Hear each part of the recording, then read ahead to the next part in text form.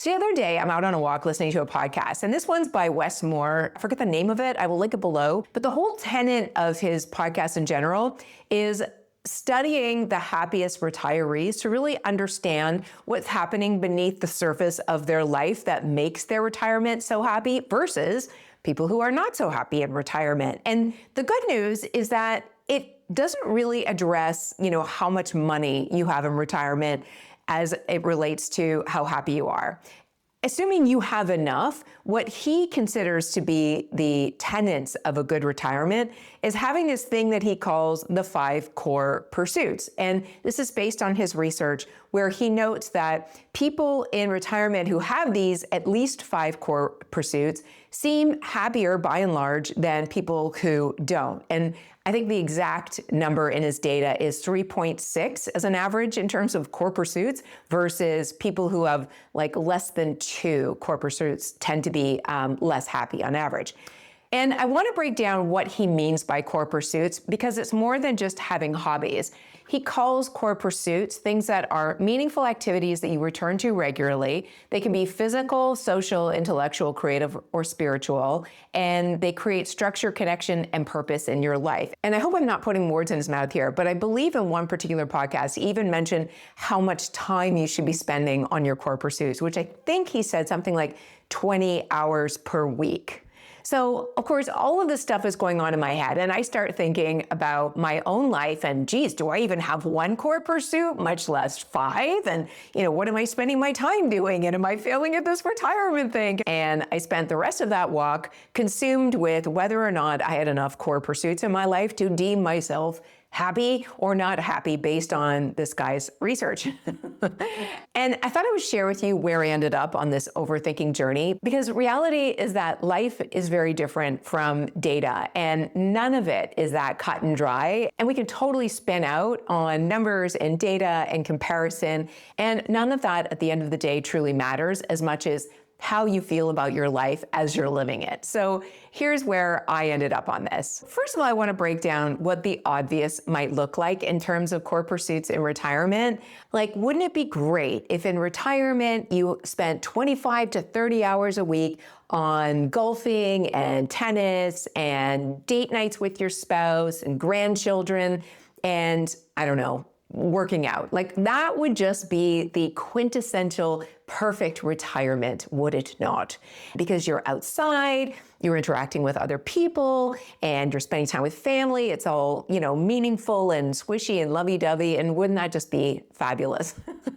And that is not at all what my retirement looks like. So as I'm thinking about my own core pursuits, especially as it relates to the criteria he described, none of them really fit the bill. The main core pursuits that I have right now, the things that I'm spending 20 to 30 hours a week on, really don't line up to what Wes is talking about in terms of what they should be.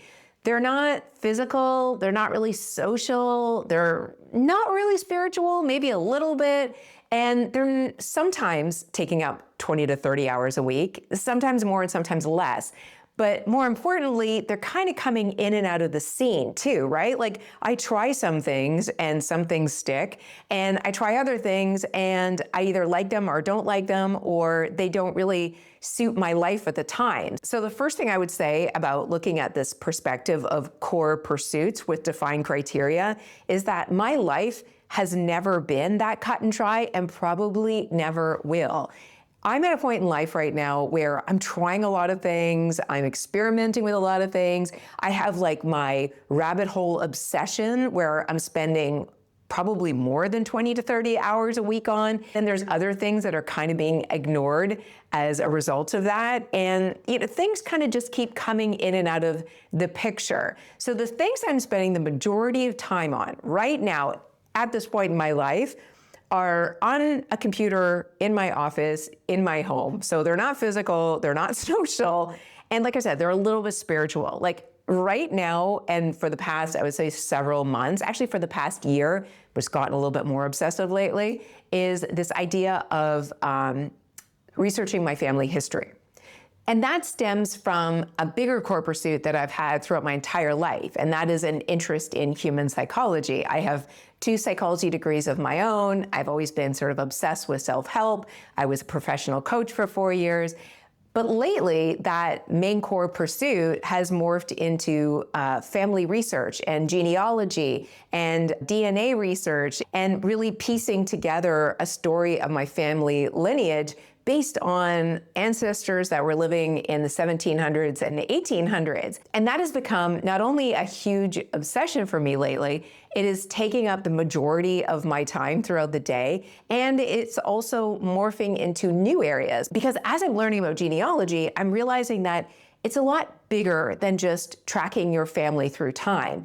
It's learning social history and the context of that history and how it impacts your family, and the religions that your family practiced and how that influenced their life, money, politics, and then add to that everything I'm learning about DNA, which not only helps me track my ancestors, but it also helps me understand my heritage and my biology in the context of history. Like, for example, I have a lot of Viking characteristics because the Vikings came into Ireland hundreds of thousands of years ago and basically implanted themselves in that culture, and they became part of what Irish culture has become today. So I'm learning all of these amazing things, and I would call that somewhat spiritual because it is connected to my past, my family, and it has also helped me to connect a little deeper with family members that I really don't get a chance to see very often. Hence the reason why I went to Ireland a couple of weeks ago. So I would call that my main core pursuit right now. But I also know that somewhere in the future, this is probably not going to be as exciting as it is for me right now, because that's just how my brain works. I get really interested and curious about things, and I go deep, and then I'm like, okay, I'm done, and then I'm on to the next thing. But beyond that main core pursuit right now, I don't have a lot of other things that I fill my day with. I'll go out with my friends a couple of times a week. I'll go out with my husband a couple of times a week.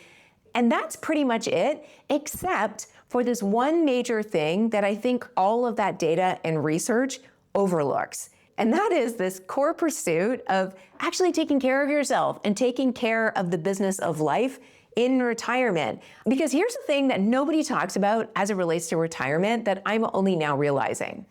Prior to retirement, when I was still working full-time, I believed that I would have this abundance of time once I retired to do all this fun stuff like tennis and golf and, all of the things that you want to do and travel, right? And that is not untrue. You do have an abundance of time for all of those things. But that's not actually what happens when you retire. Because logistically, once you leave full-time employment and you have this new time that's opened up, what tends to happen is the floodgates open and everything that you were avoiding, putting off, procrastinating on while you were working full-time because you didn't have time to deal with them, suddenly flow into your life. And all of a sudden it's like dentist appointments and physiotherapy and, taking care of the broken, leaky roof and all of these things in your life that need to get addressed, but you just hadn't had the time previously to, even put it into your brain space. So suddenly your life becomes consumed with the business of life and taking care of all these little things. So for me, that was downsizing our home, getting it ready for sale, actually selling it, and then packing things up and moving to California. And as I've mentioned before, we are in a great house that we love, but we're just renting because we don't know where we're going to be living next. So all of those things start to consume your time in retirement. So really, my other core pursuit beyond genealogy has been moving myself across the country to a completely new state and a completely new life. But that is not the type of core pursuit that Wes is talking about as it relates to being happier in retirement, right? So this is where life starts to be a little bit more fuzzy in terms of how we're spending our time. And then the other thing that I would not call a core pursuit, but is something that I'm spending a lot more time on in retirement, is actually taking care of my health.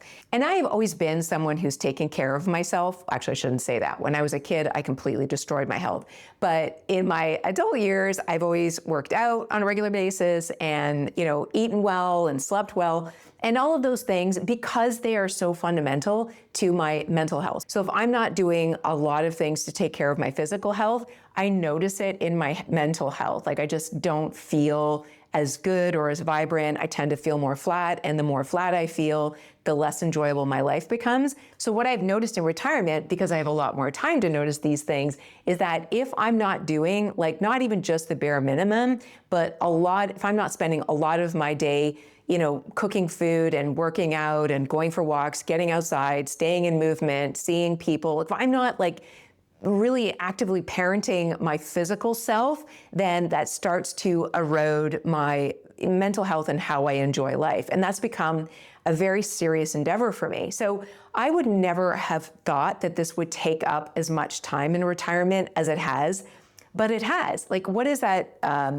Pareto's principle, things will expand to take up as much time as you have. And that is no truer than it is in retirement. So when I think about what Wes is talking about in terms of these really nice, tidy core pursuit, hobby type things where you're spending just the right amount of time on things that bring you enjoyment and, cultivate friendships and stuff, it all makes perfect sense and it all sounds very nice. Unfortunately, life in general and life as it's lived rarely looks that neat and tidy, or at least my life doesn't. So I would say a good 25% of my waking time is spent just taking care of myself, making sure my house is tidy and organized, making sure that there's healthy food in the fridge, making sure that I'm working out and going for walks, and just doing all the things I need to do to keep myself running optimally and happy. And then I would say about another 15 to 25%-ish is spent on my relationships, whether that's my husband, my close friends nearby, my friends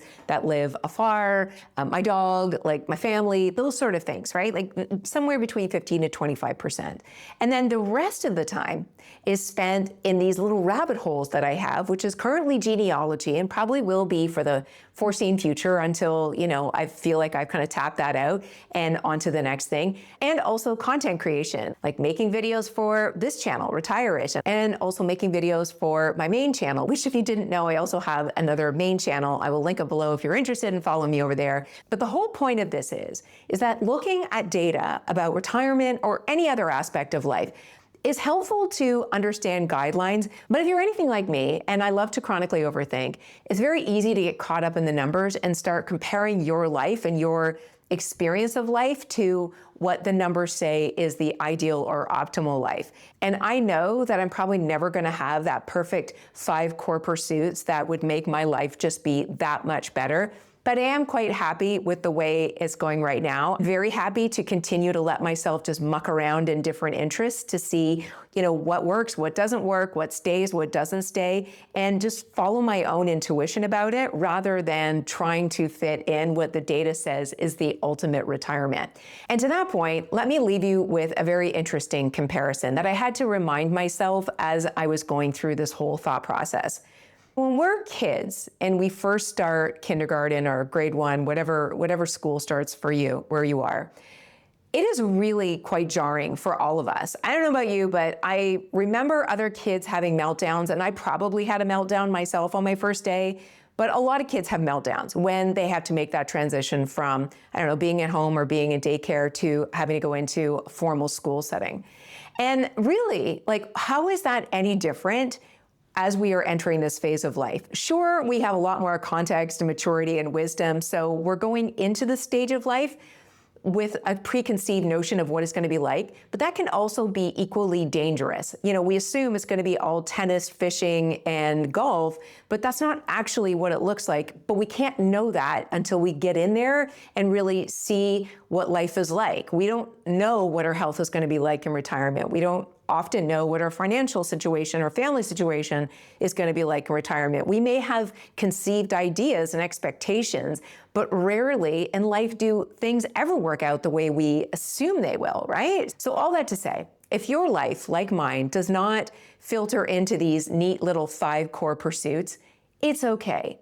And in fact, if your life looks the opposite, like if it's messy or you haven't figured it out or you're having meltdowns because you're just not sure what to expect, that's okay too, because this is a whole new like experience in life. And the more I live into it, the more I realize how difficult it is to really truly expect what it's going to look like when you land there. And while it's amazing to have a plan and it's great to have dreams of all the things you'll do when you get to retirement, don't assume that you've done something wrong if it doesn't quite work out that way, because that's just not the way life is. So anyway, that's my rant for today, guys. Thanks for sticking with me. And I would love to know, do you have 5 core pursuits in your life, or is it just me who's drastically failing in comparison to the data? Thanks for sharing, guys. I'll see you soon.